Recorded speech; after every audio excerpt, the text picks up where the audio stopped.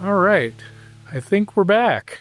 Welcome to another installment of Hope for a Better Life, and we are excited to climb into today's topic, which is, among other things, about the tree of life versus the tree of the knowledge of good and evil, but also human relationships and how to navigate them, and how some of our historic misconceptions need to be reset for us to have a healthier understanding of and relationship with one another. So, how are you, Dave? Happy. Good to be here. Yeah. Yeah. This is a wonderful story, the story of the Garden of Eden. Caused lots of pain, and that's not the wonderful part about it. But what's wonderful is that we get a chance to talk about the fact that that's not understanding the story correctly. The way that it's caused pain, the way that people tend to interpret it is not how God intended it. But we being humans and we being interested in controlling other people and dominating them, we've created a very different narrative than was intended. So it's nice to be able to have a chance to talk more about that. So how are you? I am really good. I'm equally excited for the topic. Something that I didn't mention last episode, but might be useful context for this one is you're going to hear us talk about stories from the Bible and our particular take on those stories. But I think one of the things that's important to remember is how recent a newcomer to the scene literalism is. Literalism is as new as the Reformation, whereas understanding that these stories were parables that held within them an ancient wisdom so that people learned to read sacred literature from that kind of a place just by instinct in a way that we've lost and kind of have to retrain ourselves to do. That's a lens through which we look at and try to treat these texts. That's important. I mean, without a parable, Jesus spake not unto them, as the text says. Even the first story we talked about before creation, he took about those days of creation. First day, let there be light. Second day, there's waters above, waters below. Third day, you have dry land appear and separating from the waters, and things start to grow. And then the next day, the sun, moon, and star appears. It's like, wait a minute, how come the stuff is growing when there's no sun yet? You can just tell.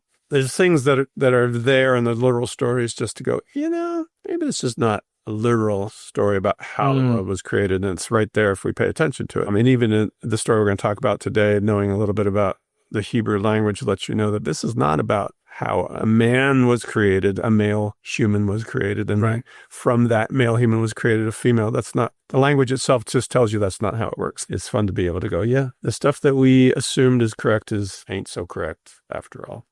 Well, not to make you talk more, but I think you said a mouthful there, particularly about Adam and Eve. Mm-hmm. So would you be willing to set the table for us a little more before we get to the tree of the knowledge of good and evil, about maybe the backdrop being misconceptions about Adam and Eve and that relationship and how those are reset from a Swedenborgian perspective, maybe a little bit. Sure, yeah. Well, just looking at the story, God created, it says Adam, which we've taken to be, well, this is a guy because his name is Adam. So it's obviously God created a male, and then from that, the whole story unfolds. But that's not, Adam is a Hebrew word that means human. Right. So God created the humans. So this story is about how God creates human beings and then what God does to help us human beings to grow and evolve and what he gives us. So God created the humans, which is Adam, and then human beings at that time weren't content to feel like everything is from God. Like, God gives me everything I need. They're like, I don't like that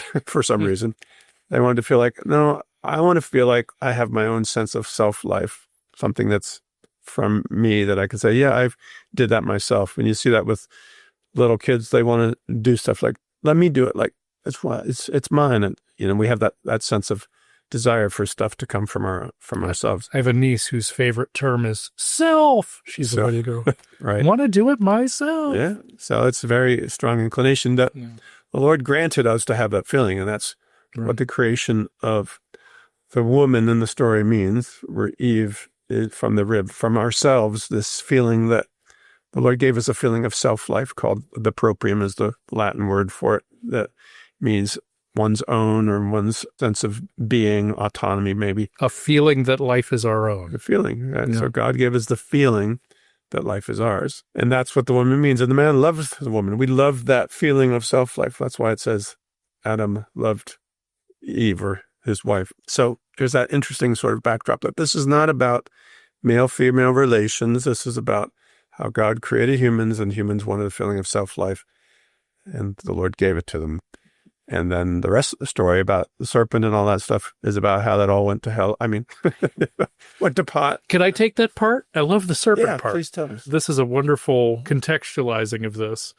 Enter the serpent, and you could think to yourself, well, if we know these are ancient symbols, what do we learn just by dissecting the thing itself? And if you think about a snake, I have a son who's into wildlife conservation, and one of the things he gets me to restart with when I'm looking around outside is just begin by looking at the key features of the animal, you know. And so it is on the ground, right? Very low to the ground, as it turns out. It's slithering on its belly. And we're taught in our theology that that is a symbol for information coming to us from the senses, that constrains our view of life to that lowest degree of information instead of what's higher, and that there's a way in which when our definition of reality is constrained just to information coming from the senses, then it cuts off our view of there being anything else to life. It warps our perception of reality, right? You could say. And so the serpent is symbolizing the quality of mind that is doing that, seeking to deceive the human mind into believing that's all there is. And so enter the temptation to eat of the tree of the knowledge of good and evil versus the tree of life. Yeah. Well, it's important to say, too, that God created the serpent. God gave us sensory experience. And so there's, of course, the tendency to feel like everything, I think part of the ways religions have gone off track, of course, is to say, well, all sensory things are bad. Like, okay, because... Right. But it's not. It's very useful. It's very important that you can feel heat when you're touching fire and go, oh, that could hurt me. It's also how we get around in the world. And the Lord wants us to enjoy the things that our sensory experience tells us in the right place, you know. So if we listen to the serpent instead of listening to God, if we listen to our senses instead of what the Lord says, or we make that stuff most important instead of, you know, the point of it, then we get off track, which is what the story also shows. Just to add to that, because you're going to hear in future episodes about love of self, and our theology uses that term and addresses that a lot. And I've had a lot of recent opportunity for people to come to me and say, so when you're talking about love of self, you're not talking about appropriate self-care, right? And I think that that's an important distinction, that when our theology is addressing that in the negative, what it's talking about is, the term I've come up with for it is preoccupation with self, or self as an end in itself rather than a means. Because a complementary teaching is that we are to take care of our body and, you know, our nourishment and our clothing and our dependence and all of those things. Like, the Lord wants us to take care of this vessel and its associated properties that we've been given so that we can serve from it. Right. So the issue isn't that we have a vessel and that it needs taken care of. The Lord wants you to take care of this precious life you've been given and the vehicle you've been given to do that life in, but so that you can be of love and service to others instead of just having your life be about you. So that feels appropriate here too. Yeah. Well, take care of, Lord, give me a healthy mind and a healthy body so I can be of service is sort of a prayer I sometimes will say, like if I'm, or Grace, I'm eating a meal, let this food serve me for the sake, my body for the sake of being of service to others. So what's the bigger priority, right? Is the priority, I want stuff for me, or is the priority, I've got to take care of myself, like self-care, like you're talking about, so that I can actually be useful. Right. Meanwhile, back in the ranch. So where were we? We're talking about the serpent and the tree of the knowledge of good and evil. Part of the setup of that story, of course, is God created the human, put them in the garden, and said, you can eat of any tree of the garden. And at the center of the garden is the tree of life. But there's also this other tree, the tree of the knowledge of good and evil, which is kind of out there. But don't eat of that tree, but eat of everything else. And of course, like all of us, we want to strive. What about the one I'm not supposed to have? What it becomes most important. Strive after that which is forbidden. Right. If you tell me I can't have it, then I must have it. But again, that's who we're listening to. Are we listening to the serpent, or we're going to listen to the Lord? But anyway, the tree of the knowledge of good and evil and the tree of life are these focal points of the garden, right? And so the tree of life is that belief and feeling that everything is from the Lord. Like, I have everything I need. That's from the Lord. And the Lord says, yeah, believe that. Live that way. Tree of the knowledge of good and evil is like, I can figure it out by myself. I don't need the Lord. I don't need truth. I don't need higher knowledge. I got this, So which one are you going to make your focal point? And that's where the story becomes interesting. And I'm sure you will riff on that. So. Well, I was just thinking about, in the language of our theology, the term that's used to describe the motivating love that is symbolized by the tree of the knowledge of good and evil is love for our own intelligence. I really like thinking about that when I am preoccupied with my own view of things, I'm led astray. I mean, you can even think of the desire to be right versus the desire to be kind and true to the people in our care and those we've been given to love. The love of self-intelligence wants its own way, and the tree of life wants us to see that there's a higher way, right, and desire to pursue it, and recognize that when we do, we actually have an enlightenment, and there are insights that are possible for us that are actually closed off to us when all we're focused on is our own smarts and our own way of seeing and responding to things. Well, right. When you think you are so smart and you love your own intelligence, what that tends to mean is that I'm not going to listen to anybody else or even God or anybody, because who's smarter than me, right? Right. Who's righter than I am? And how often does that show up in relationships where it's this battle over I'm right? You're not going to say I'm right, you're wrong, but that's kind of what you're fighting about, is that I had this sorted out. I got it figured. So bringing back to the serpent story and how we get tricked, right? So there's a story of the human beings in the garden with this feeling of self-life. So Adam and Eve living in the garden, God gave them everything they needed. And the serpent's there as well. We have our senses teaching us about the world, but really true, or is this just sensory experience? How does that equate with what God is saying? So you got to compare those things, which is what the job of Adam, the rational mind, the part of us that compares spiritual things with lower things and says, well, what's right and what's wrong? That's the part that's going to get duped by something in the story. So remember what the serpent says? Yeah, you will be as God. All right. So the serpent talks. Who does the serpent talk to? It doesn't go straight to our higher mind. It goes to that sense of self-life. Like, hey, sense of self-life. You're pretty awesome. Yeah, stroke a little bit. Yeah. You're wonderful. You got this. Didn't God say you can eat of any tree of the garden? Like, well, no, he said every tree of life, but not that one. It's like, oh, you can eat of that one. In fact, she says, no, the Lord says if we eat of that, we're going to die. It's like, you won't die. Like, there's no S's in that, but if there were, we could slither. Yeah. That's a delicious tree to eat from. But you won't die. You'll become like a god. It'll improve your life, right? So that's where we get into trouble, this feeling of, yeah, you talking to me? Yeah, you're right. I'm smarter than this. I don't need that stuff. And here, have a bite.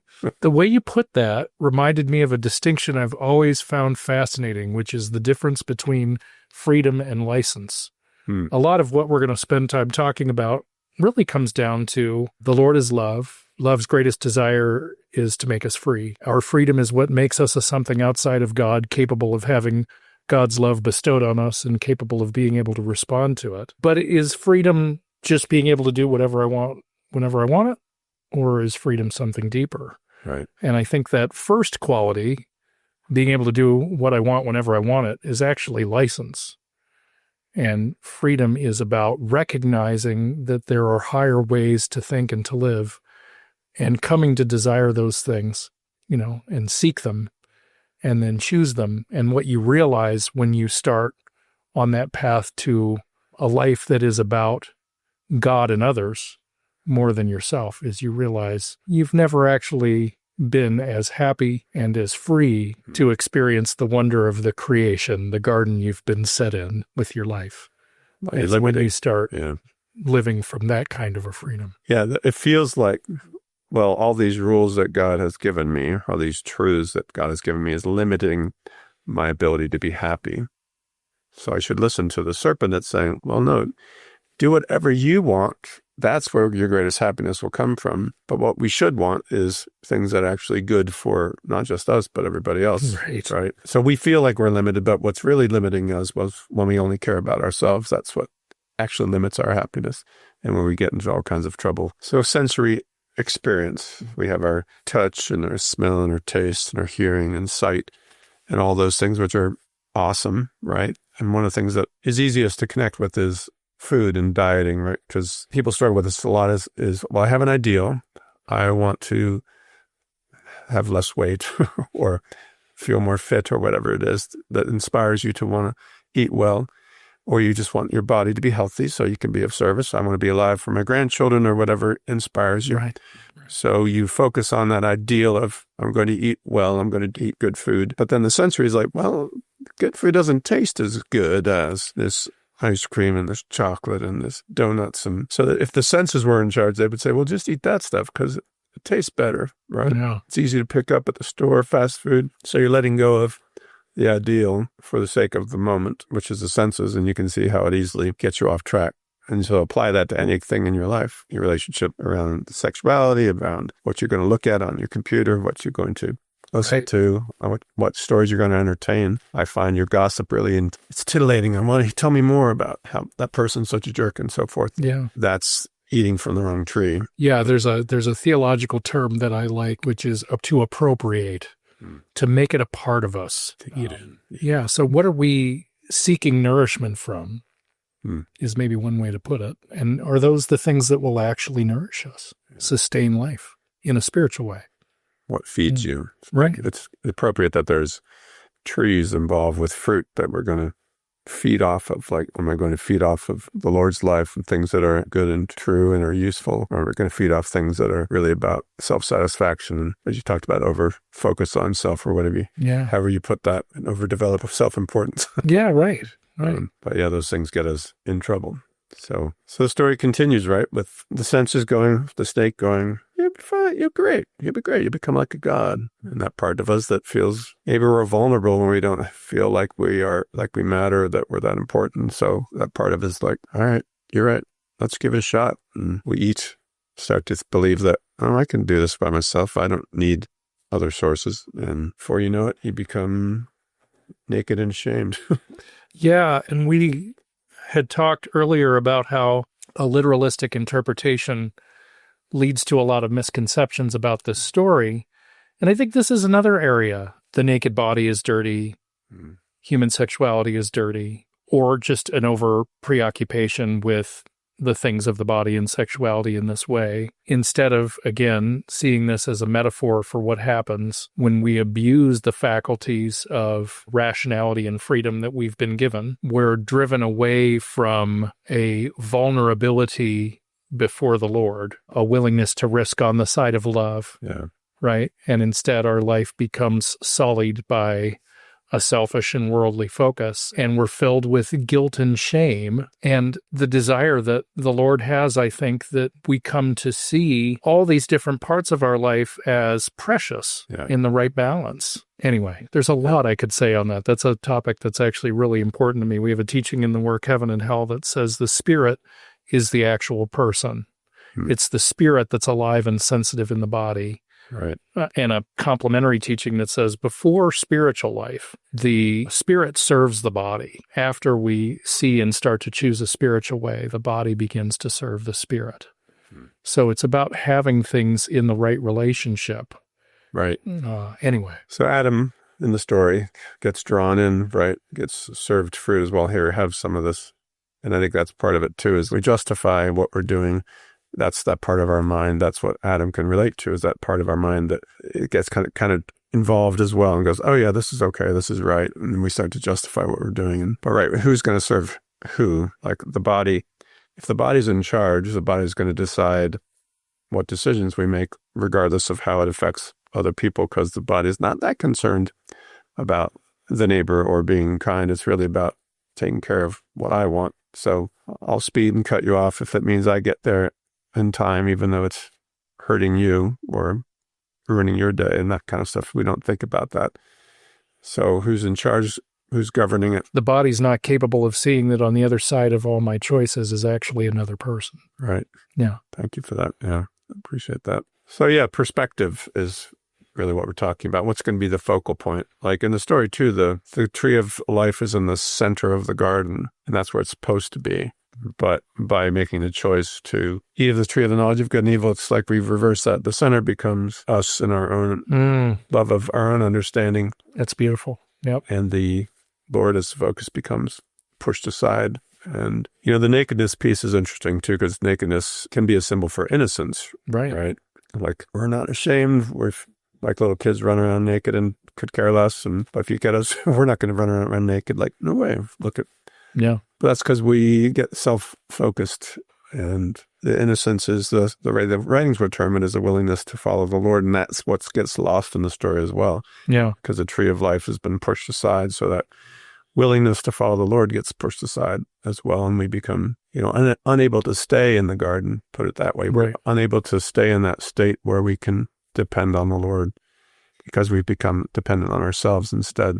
So we're so focused on independence in this country, like I could do it myself, and that's self-sufficiency. Self-sufficiency is the goal. Maybe that's not an aspirational goal. It's maybe we should become more interdependent and more dependent on God and one another. Yeah, right. I don't want to rush to the end, but that just so naturally to me connects to both the sadness and the hope, right? Because on the basis of that choice, ultimately they're ejected from the garden. Right. But remember how we said when we started this that the creation story is the beginning of the Word, because it's also the table of contents for our spiritual life? It's interesting to look at how the Word ends, right? Which is now the vision of a holy city. And there's only one tree that's talked about in that city, which is the tree of life. That's where the Lord's leading us in the end, if we take to heart the risks of a purely self-focused life and seek to be freed from those things that we can be with the Lord's help. That is the way of love, to be able to be freed from them. Well, think about our goals, hope for a better life. Do you have any takeaways that you would say? So looking at this story, what is something that I can take away from the story that can help me to work on having a better life today as I go, okay, how can I put this into practice? I like this tool, I guess that's what I'll call it, of am I having a tree of the knowledge of good and evil moment here, or a tree of life moment? It's a obvious and instant thing to apply that to my marriage, but I have a bunch of kids. I can apply that to my life as a parent. I can apply that in my work life. When do I catch myself having a feeling that it's really important for me to be right in this? Yeah. And I can't think of a circumstance where that's a good idea. To have that be the motivating thing. I can think of plenty of circumstances where sticking to that has not gone so well for me in my relationships. So I feel really inspired listening to this to do a better job of asking the Lord for help so that I can catch myself when I'm tempted to eat of the tree of the knowledge of good and evil, and ask for the tree of life to be more connected to me in its place. So that's one of my takeaways. Thank you. Paul, hearing you say that, people talk about being centered, right? I got to get myself centered. And in this garden, the story of the tree of life is in the center. So if I think about how do I center myself, it would be like, remember that your life is a gift from the Lord, and the Lord is giving you a free gift from a loving Creator. Right. Yeah. And you've got everything you need if you can make that your center point. Yeah. Instead of being distracted by all the stuff that's so alluring or whatever. And so that's one takeaway. It says is can I wake up and choose to be centered today on the thing that I want to be centered on? And also thinking about the senses, and is this of service to more than just my physical self? Is this serve my goals of being a loving father, loving partner, and of service to my church and congregation, or a good person in the community? Is it all about me, or is it this helping me to have a healthy mind and a healthy body for the sake of service to the world? So just trying to, and it takes presence of mind, right? Because you could be hungry and all you care about is, I got to get some food. Just be centered. Take a moment, ask, is this of use? That kind of stuff comes to mind for me. I love that. Full disclosure, we were having a discussion about whether we were going to get lunch before this episode or after. I'm really glad we chose after. Yeah. I'm going to feel more centered going into it. So may you be nourished by higher things, dear friends. Love to you, and we look forward to seeing you next time, hopefully as soon as possible. Yeah. Love and peace.